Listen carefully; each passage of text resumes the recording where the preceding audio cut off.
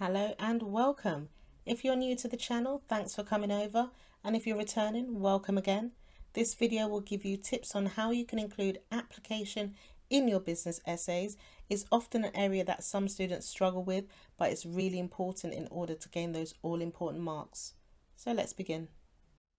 Mentioning a business's name is not sufficient in order to gain application marks.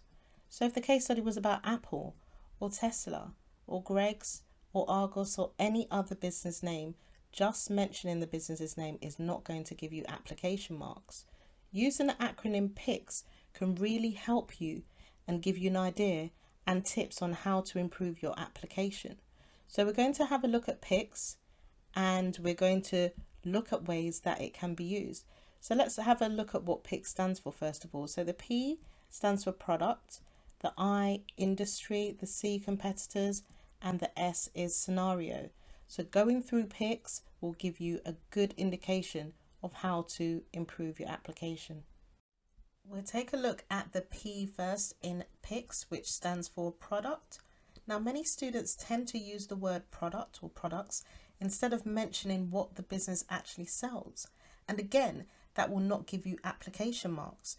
So if we had a business such as Costa Coffee, we know what they sell. So we should state that. We know they sell hot chocolate and they sell cappuccinos, they sell lattes, they sell these different beverages. So we should mention those instead of just using the word product. For the likes of Burger King, we know they sell burgers and fries and soft drinks. So we need to ensure that we are replacing the word product with what the business actually sells. For the I in industry, it might be relevant, not all of the time, but it might be, to consider the industry that the business is in.